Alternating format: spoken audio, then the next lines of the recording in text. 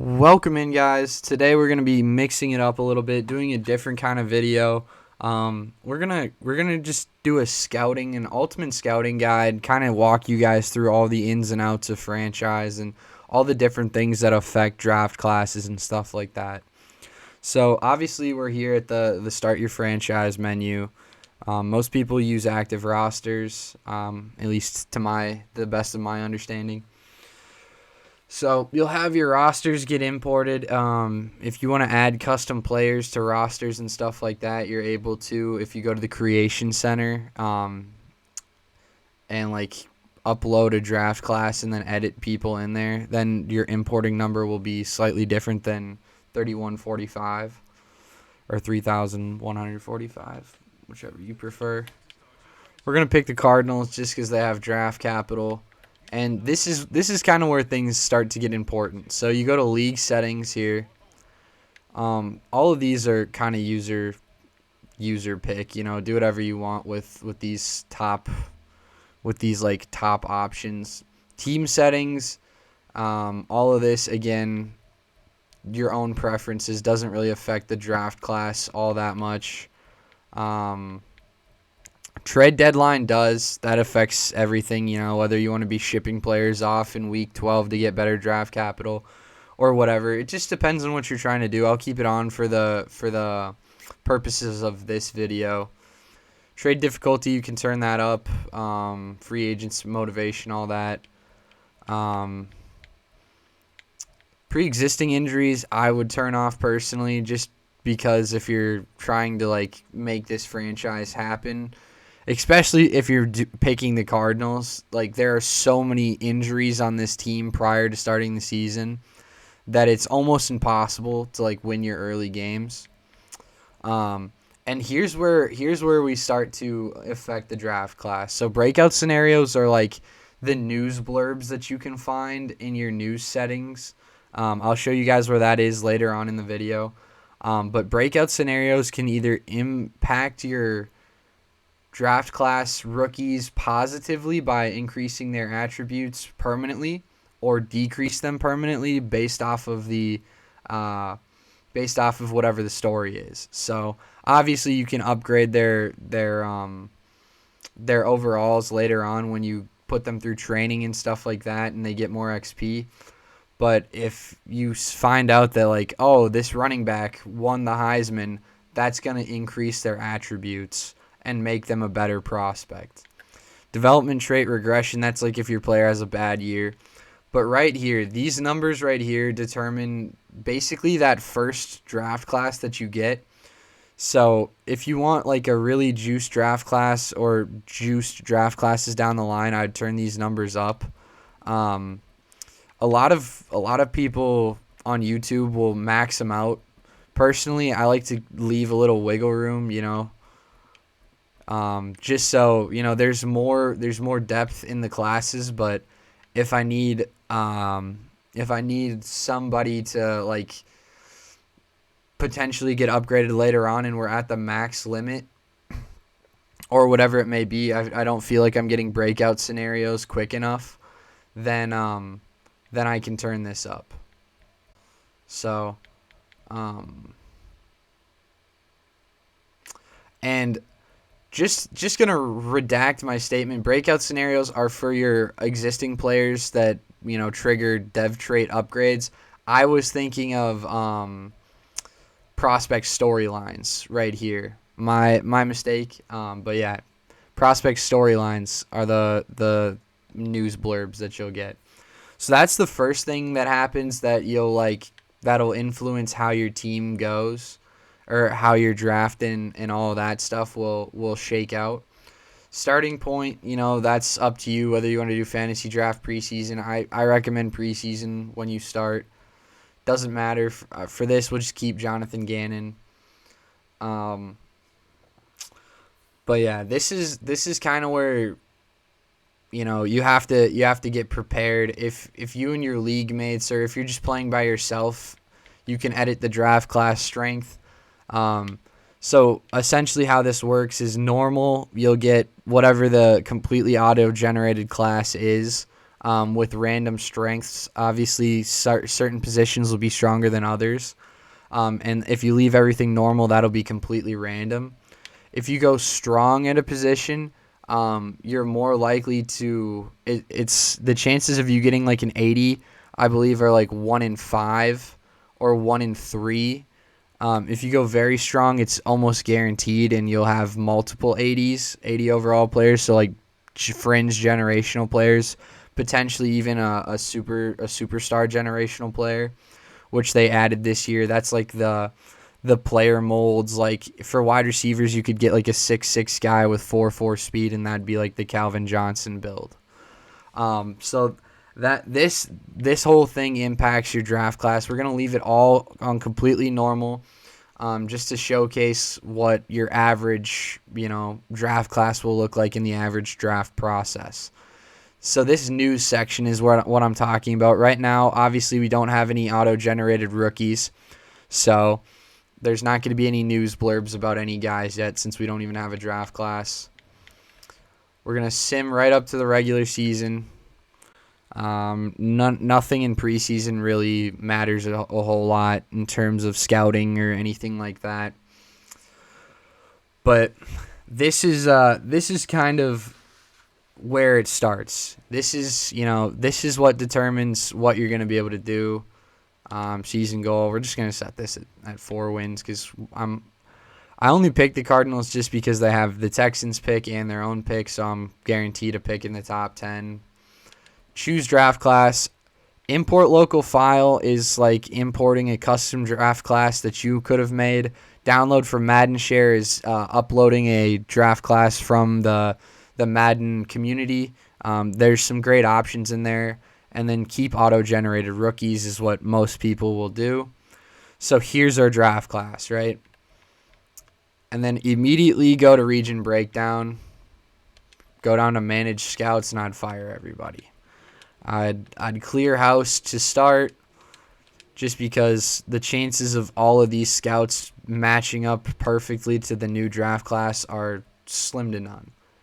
So just taking a peek here, in the top right, national region, it'll show us where our strengths of this class are. So wide receiver, left tackle, left end are obviously the dominant positions in this class. I know for a fact wide receiver doesn't stack with left end or left tackle in terms of scouts. So you have your tier 3 scouts, which you only get one of. You get 1 tier 2 scout and then 3 tier 1 scouts. And there can be there's a bunch of different position combos. So see cornerback, middle linebacker. That's a pretty rare combo, but you'll never see a wide receiver left end combo. And honestly, for this, I might just go O tackle and D end because I know that's a combo that exists. But not within the 3-star range here. So we might have to we'll go wide receiver, tight ends. So then we set this scout to national. Your tier 3 scout should be national every single time. Middle linebacker is a position of need that we have. So we'll probably go tier 1 scout here. Middle linebacker. Obviously wide receiver would be nice, but I don't see that being a combo that we have. So we'll go middle linebacker, safety. That's a pretty common one. Ideally, you'd like to get 2 stars on every single region, but sometimes the strengths of the region just don't make that possible. Because you'll never see a quarterback left outside linebacker scout. You'll never see a quarterback right end scout. So here, I'm looking at the bottom, the outside linebackers at the top of the class, D end, and quarterbacks kind of middle late round of the class. So here we'll go tier 1 scout. We'll go outside linebacker, D end, because I know that that's a combo that we have available to us here, or should have available. Yeah, so D end, outside linebacker. Lulu Hernandez, welcome to the scouting squad. We're going to put you in the central region. And then I'd kind of just keep going through this process. So you get the double binoculars. That'll just give you more scouting efficiency in the region. Northeast. Again, you're not going to get a double matchup on this kind of a breakdown because you might get a left tackle, left end scout, but if you don't need that, it's not that big of a deal. Let's see if we can find one here. So in IOL is inside O lineman, so that includes centers, guards, and we are looking for a O tackle DN scout, which I think I have seen before. Yeah. So Zach Strickland, welcome to the scouting squad. Put you in the Northeast. So that leaves the Southeast as our two-star scout. So we have corner and safety in this region. I like Nolan Doyle. He's the number one guy in the class. Want to look quarterback to replace Kyler. You know, whatever your needs may be. You know, obviously fit this to your team. You know, you don't always have to match the scouting proficiencies. If there's a position that you really need, then go after that and put a scout in the region that'll scout that position for you. But for me particularly, I like to try to get double proficiency on all the regions that I can. So safety, strength, and quarterback, obviously not a strength of the class, but it's something that I need scouted. So I sacrificed the double proficiency to get that extra scouting on the quarterback that I'm hoping to have fall to me. So once you have all that set, you're pretty ready to go for the first half. Essentially, you know, you don't have to do all of these things. What we'll do is I'll advance this. I'll bring you guys back in week 3. Week 3 is kind of the first check-in. Okay, so now that we're in week 3, we got mock draft 1 available to us to look. Nolan Doyle projected to go to Tampa Bay right now. There's only been 3 weeks, so I'd take that with a grain of salt. And then we have 2 top 10 picks, which we love to see. I'll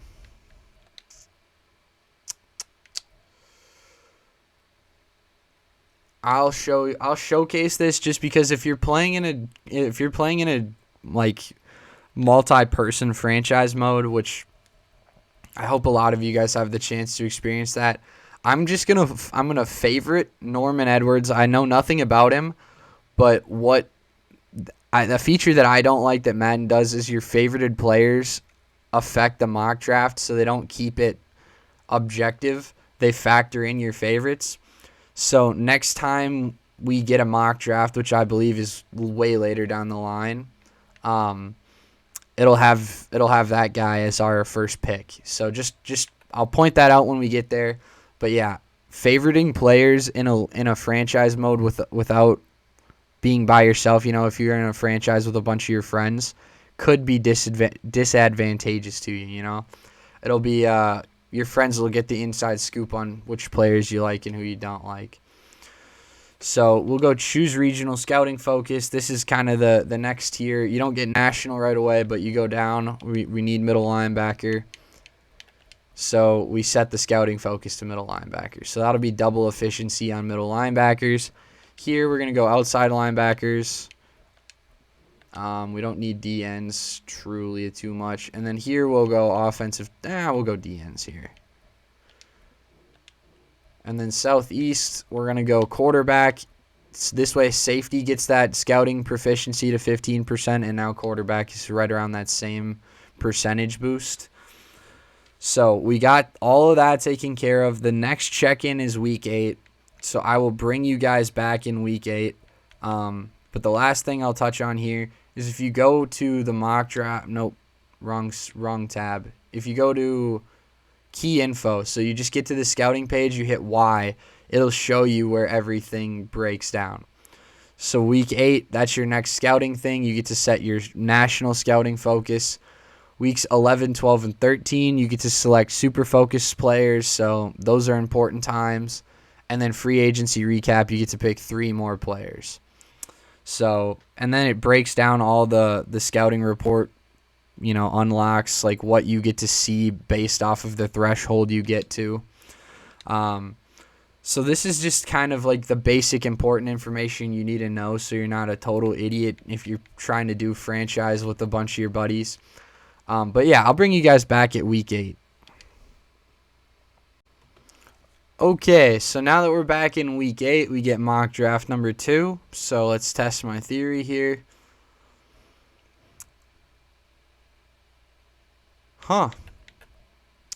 First time I've seen the non-favorited player not get shot up. So Norman Edwards was our guy that we favorited. I was expecting him to move up because in prior years, if you favorited people, they'd affect the mock draft. But it looks like they fixed that for this year. So I'm a fan. You might think that I have a lot of first-round picks. It's because I traded away Kyler Murray, Budda Baker, and a couple of picks just to have more attempts in the first round to kind of showcase what you're looking for scouting-wise.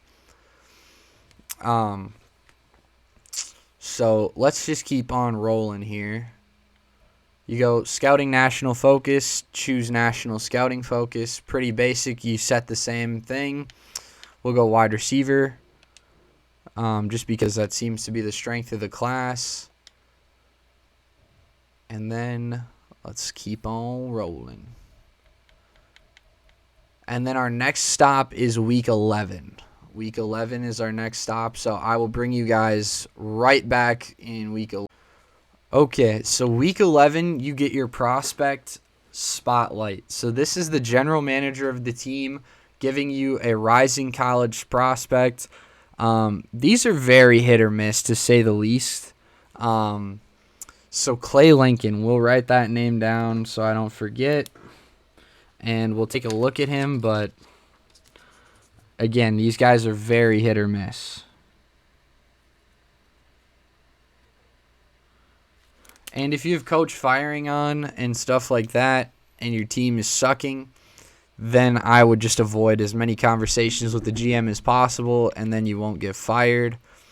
So week 11, you get that scouting focus, and you get to pick focus players. So you got to choose focus players. And I'm not sure exactly what percentage boost this is, but I'd look for guys in that 75 range to pick here, because the guys that are 95 and stuff like that, they'll shoot right up. So we're going to pick, we're just going to stick to some of these guys, and we'll go confirm. You have to hit Y to do that, or else you won't scout anybody. And then week 12, I believe we get another opportunity. So skip right on to this next week. We're flying. This is going to be one of our shortest videos yet. Okay, so week 12, nothing.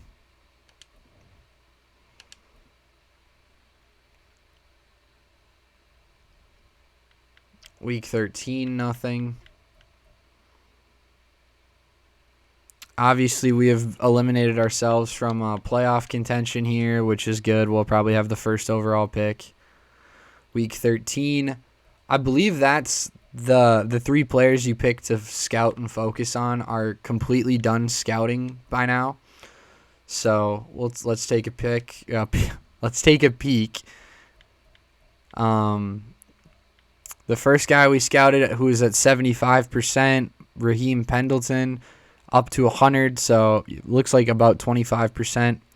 Norman Edwards shot up a bit. I don't remember if we picked him or not, but then Calvin Christie from 65 all the way up to 95, I believe, right around there. So the select scouting focus players are very important. It takes the 3 weeks for them to get scouted to that degree. We're closing right in on the end of the season here, so none of this stuff really matters a whole lot. You're just, at this point, you're just playing for pride, trying to secure that first overall pick, and it looks like we're fighting tooth and nail with the Bears here for it.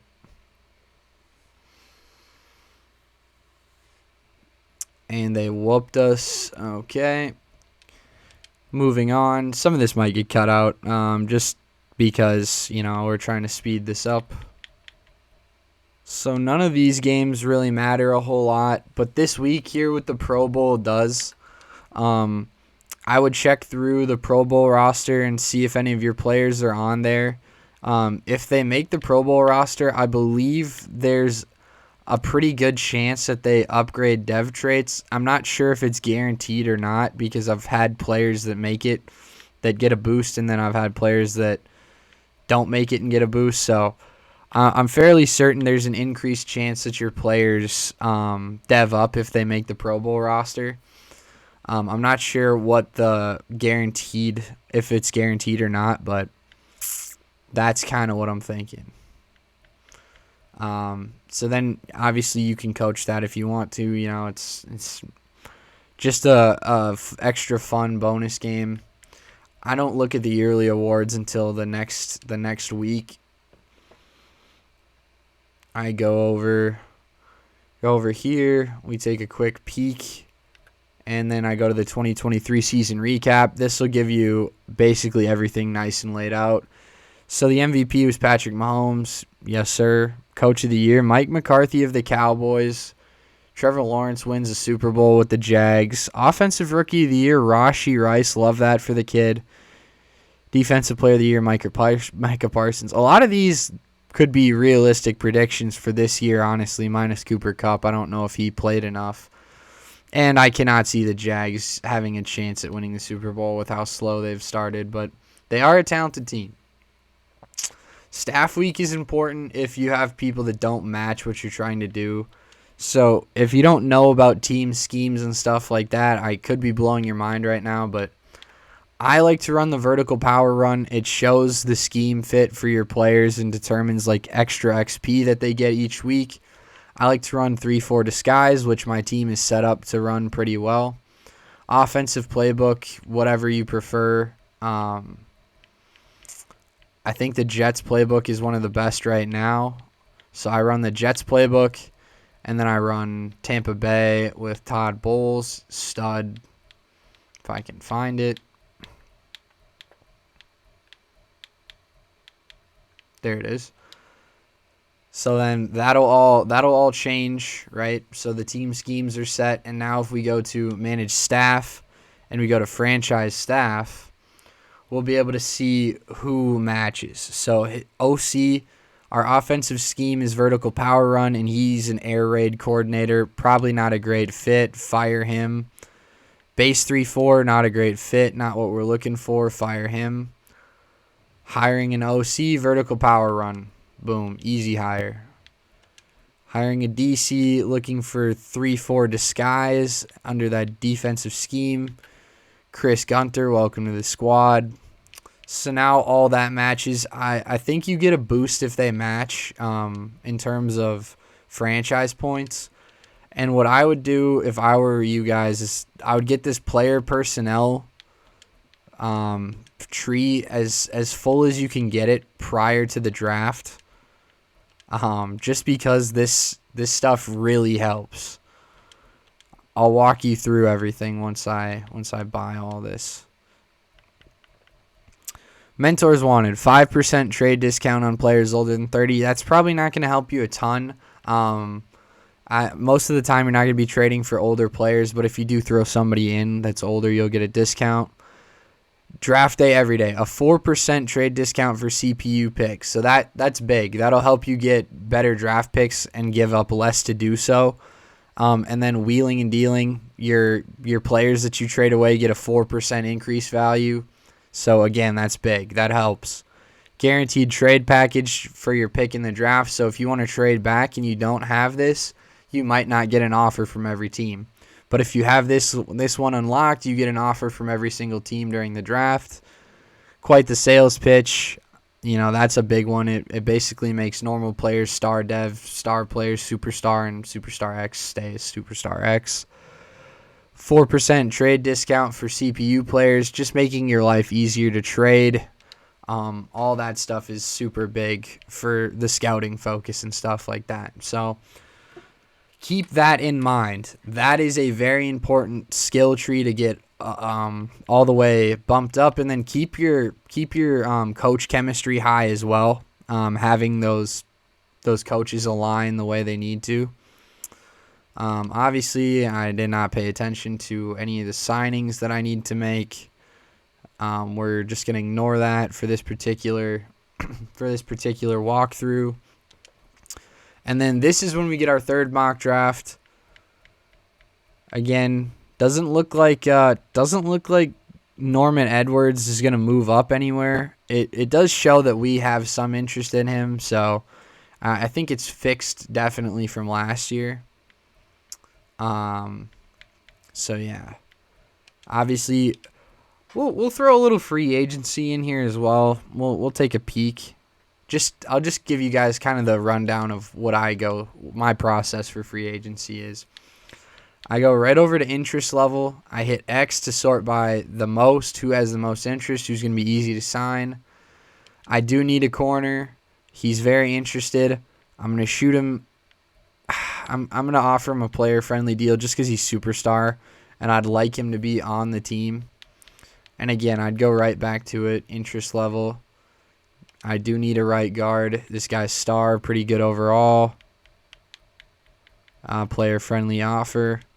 Obviously, if you turned up in the settings higher motivation for free agency, you might not have to offer as much to get these guys signed, or you might have to offer twice as much. That's kind of the catch-22 with this whole process.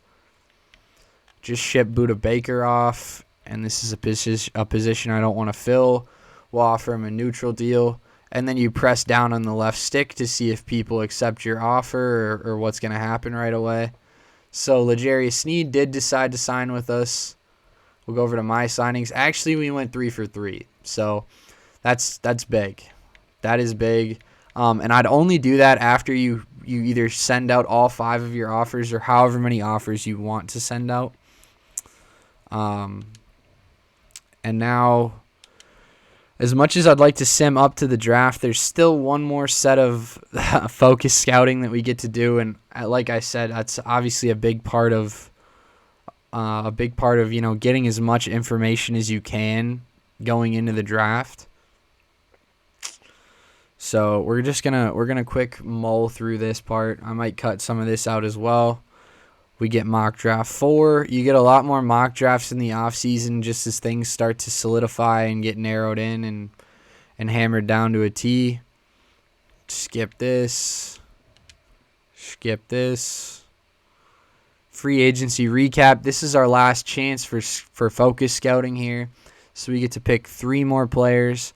If there's people at 95 and stuff like that, this is kind of where you have to make those tough decisions. So you get to go to private workouts, very realistic. So I don't know if I'm going to get that extra 5% from Nolan Doyle, and I'd like to know his true talent. So I am going to spend that despite it probably being a waste.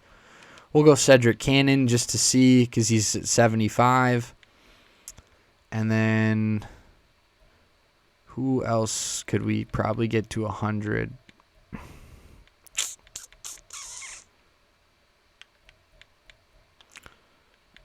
Let's go with one of these wide receivers since that is the strength of the class.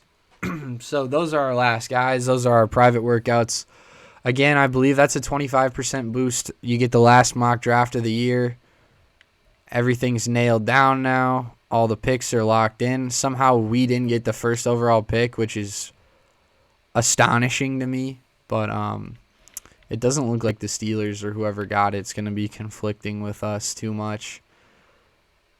And then we go to the draft. This is where, you got to you have to be quick. If you and your friends have like something nailed down, like an agreement that what we do in our league is the first 3 rounds, you can get a pause on your pick.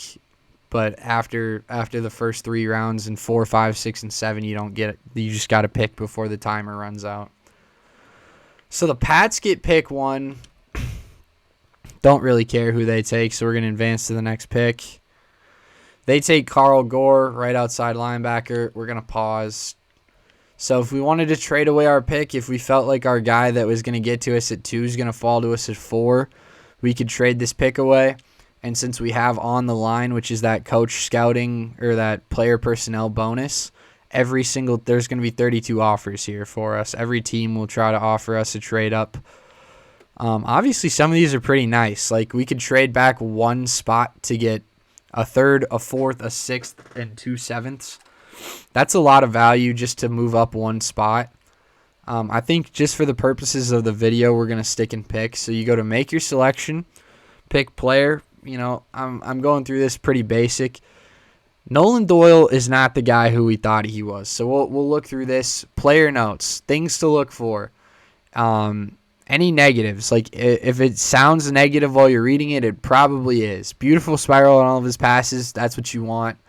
Could use some improvement at recognizing pressure. So that means it's not ideal. So that's a knock against. Does well to avoid sacks by throwing the ball away. That's a good one. Vast majority of his success comes outside of the pocket. So he's more of a scrambling quarterback. And then that 3/4 quick throwing motion, not bad, but not the best. The poor speed is absolutely gonna drill Nolan Doyle here. I like to have a mobile quarterback. I mean, his accuracies aren't even that great either, so I'm not super hell bent on picking him. Raheem Pendleton might be my guy. Solid speed, I don't like that. I like fast linebackers. That's just my personal preference. Let's look at Norman Edwards. We put him as a favorite. So let's just see. Gets happy feet and feels non-existent pressure. That's bad.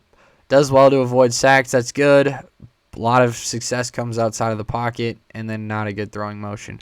And somehow Norman is slower than the first guy we ran into. So we're gonna avoid him as well. Kenny Garland out of Missouri. We're gonna take the last peek at. Beautiful spiral. Stands tall in the pocket and always aware of pressure. That's good. Does well to avoid sacks and throws the ball away good. Comes well in the pocket, so he's a pocket passer. Again, faster than the other two, but not great. So none of these quarterbacks are really blowing me away. I'd assume they're all average, right around that like 30 or 73, 74 range. So let's just take a peek. Cedric Gannon, we have his talent scouted at second, third round, so he's a trap. It's kind of like one of those pitfall players that you want to avoid. A finesse move, a tackle. So the right-hand side there, I'll circle it on the screen for you. Kind of gives you an idea of what you want to look for. But Matt Clement looks like he could be the guy. Lacks discipline, not great, especially for O-linemen. This kid looks like a stud, though. I'll say that. I'm not going to take him at pick 2. I think I will take that trade back. So this is kind of the process you have to go through. Obviously, I'd scout these guys a little bit more beforehand, so you know who you're looking for. And you know what? I think I'll trade back one, and if Clement's still there, we'll take him. But we got a lot of value just to trade back one spot. Advance the pick. Glenn Edison goes, so now we have back-to-back picks. Again, I'm not super thrilled with a lot of these guys, but we are going to take a shot at Matt just because I think he is probably hidden dev. Yeah, so Matt's a stud. 87 strength is very solid. Speed's pretty good. Change of direction, that's not big. Acceleration's good. A impact block, A run block, this kid's a stud. The F injury is a little concerning. And the penalty thing is a little concerning, but I'm happy with the pick. There's nobody here within these next couple that I need to have. I think I'd like to move back about 4 spots. So I'll look for whoever's offering me pick 10. That'd be ideal for me. 13, that's not too bad. Pick 11 out of the Colts.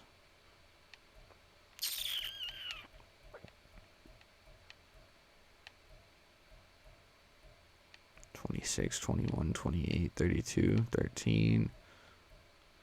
I think I will take this Colts offer just to move back slightly and get draft capital for next year. Obviously, this will be a one-shot video, but they take Jacoby Monty.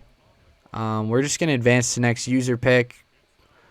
Raheem Cross was kind of the guy I was hoping we'd get a chance at, but that's the way it goes. Sometimes players go right in front of you.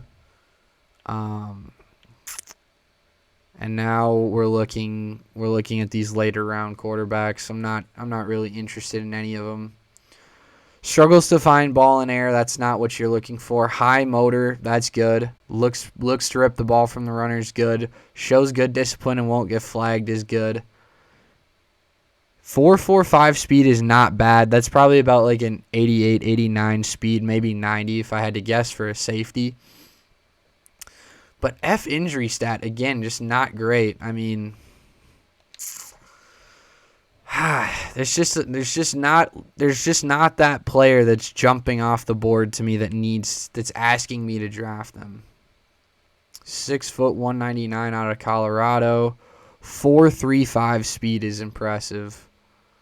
But again, just looks all around very average to me. I'm seeing a lot of very sturdy O-linemen, though. Like Colin Heath, Alex Dillinger, these guys look like studs. But it's just not like this guy is a certified stud. I'd guarantee this is a player you'd want to go after. You see first, second, fourth, first at a lot of different pro day results. Like that's good.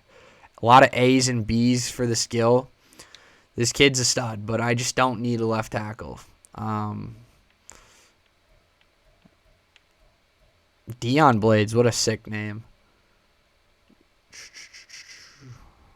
Savvy defender with the ball in the air, has a motor that runs through the whistle. This guy has a perfect player note scouting report. Speed sucks. Already lost me with the speed. He probably will be hidden. But again, I think we're just gonna trade back. None of these guys are speaking to me truly that much. So we're gonna trade this one away. Again, we're gonna get a bunch of offers. We'll trade a little bit further back this time. We'll take the Seahawks. Obviously, we're building a ton of draft capital for future years by doing this. They take Jared Mann. Now we're back on the clock. We'll just take that shot at Dion Blades, just because that's a sick name. And I think he's gonna be good. I wouldn't say he's gonna be anything crazy. Just take a couple more peaks. 4.41. That's just not what you're looking for, especially when the guy's 5'9". So you have to have a bit of a game plan going into this. Maurice McNeil might be my guy. Lacks discipline. Don't love that. Aggressive ball hawk for better or worse isn't great either. And he's not my guy. Not even close. A-man coverage is impressive, though. That's usually a pretty good indicator for corners. We're going to stick with Dion Blades. Probably going to be, not hidden. Speed does suck. Exactly as I projected. A hit power is nice. 21 years old is nice. He's gonna have time to develop, and his overall is probably not gonna be too shabby when we finally do get a hold of him. And here's our chance to make another selection. Again, you probably won't have this many first-round opportunities. I just traded away a lot of guys. Steve Laws. Shows good discipline. There struggles to find ball in air, not great, but a 6'3", 21-year-old corner with B press, B zone, C catching. Elite acceleration. I'm going to take a shot at Steve Laws. Yeah, this kid's very solid. 94 excel, love that. 90 speed's not great, but he'll get a little faster. He'll probably top out at like 93 once he gets all the way up there. Good change of direction, decent strength. Very tall, so we're not going to get yammed on. Good in zone, good press. Decent block shedding, not great catching, but again, we just need him to be physical. So we'll go to the next user pick. Peter Weston out of Bama finally goes. So I'm going to try to force a quarterback pick here. Dante Samuel, scrambler out of North Carolina. Let's see. What do we have? Beautiful spiral. Could use some improvement at recognizing pressure. Loves to run and play outside of the structure. 22, 6'2". Elite speed, 4.41. So looking here, first, he's the fastest quarterback. He's a top 3 strongest quarterback. He's got a very good vert. He's got a good broad jump. This guy is a freak athlete. The throwing might struggle, but I would be shocked if this guy was not hidden dev. We're going to take him. We actually don't have to take him until round 3 or 4, so could wait on him, honestly. We'll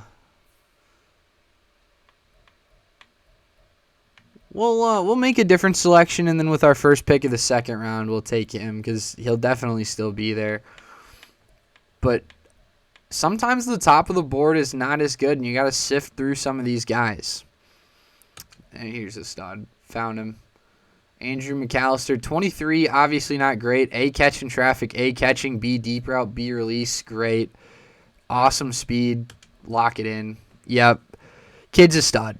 6'2", physical receiver, 93 speed. Like this is a rare breed. This is a different breed of wide receiver here. Big guy that can still move. That's a great pick. Love that. And then we'll advance to this first pick of the second round here. And my recommendation is if you want a guy on your team, take him when you have the picks. Obviously, try to get as much value as you can, but you never know. People can slide up and down the board all over the place. But Dante Samuels looks like a real deal. 90 speed, 94 change of direction, 91 excel, 92 throw power. Normal dev hurts, but this kid will have a lot of potential. Lots of potential. I like a faster quarterback. You know, I'm willing to take this shot on him there. And the fact that we locked him in makes me happy. We're going to make another selection here.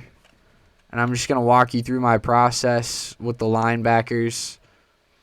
Tight ends, this kid's a stud. Some guys will just jump off the board. This is a perfect example of a guy jumping off the board. Look at that. This is the best player in the draft. Dominic Green. Elite. This kid's a stud. Lock it in. Wow! For Dominic Green to not be hidden dev is an atrocity to man. But this guy is a certified stud. He will be able to move up. I can't wait to check out his overall. I still think he could be the highest overall player in the class. So what we're going to do here is we're going to go to our next pick, round 3, pick 3. And we're going to look for some middle linebackers. So we're going to go pick player. We're going to go sort by middle linebacker right here. We're going to sort by middle linebacker. And then we're just going to go through and we're going to look for the fastest guy available. It's good speed, 4.55, very strong, very fast, good vert, good broad jump. This is our guy. Deontay Hughes, insane athlete. I would honestly lean more towards players who are good athletes that might have worse dev traits because they'll develop. They will make plays. 86 speed at the linebacker position is amazing. I love that. I'll take that all day. We'll skip to our next pick, and then this will be the round we stop in here. You know, I'll take that last pick, top of the 4th. But this is where finding good players gets a little tougher, you know.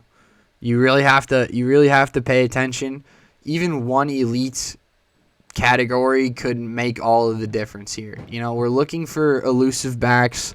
We're looking for receiving backs that can make some plays. So we'll take a peek at Bill Grant, 22, not fast enough.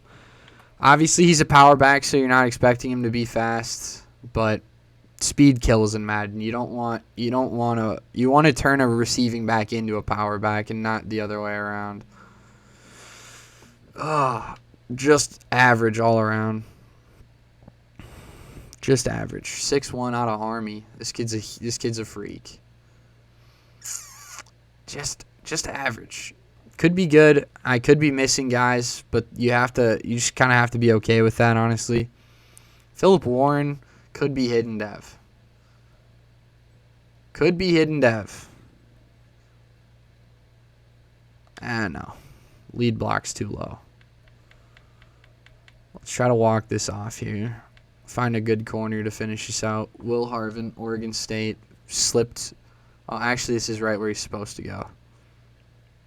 Second vertical jump, not very fast. B press, C man, D hit power. I'm out. Slot corner, he'll be good at tackling. I could almost guarantee that. We'll take a peek. You know, again, we're looking for good athletes. Marginal speed lost me.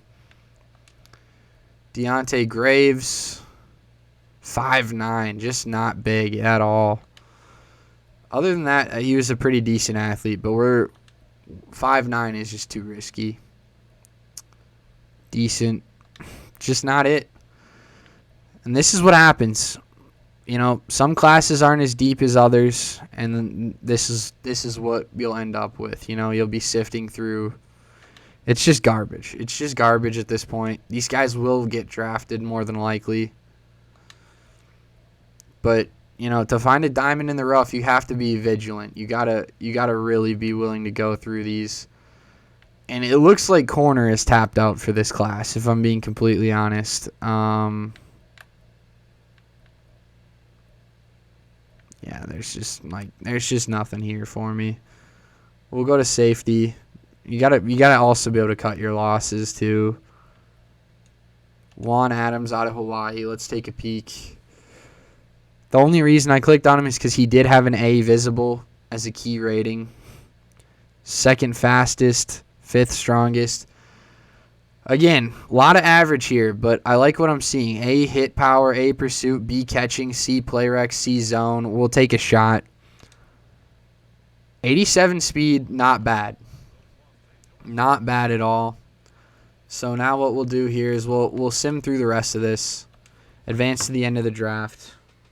We'll go into the draft recap, which is a very, very good thing to look at, you know, in case you want to trade for a player that you might have wanted or missed out on in the draft. It will be tough to trade for him. I'll let you know that right now. But we'll see. You know, I think we might have drafted the highest overall guy in the entire class. Draft recap.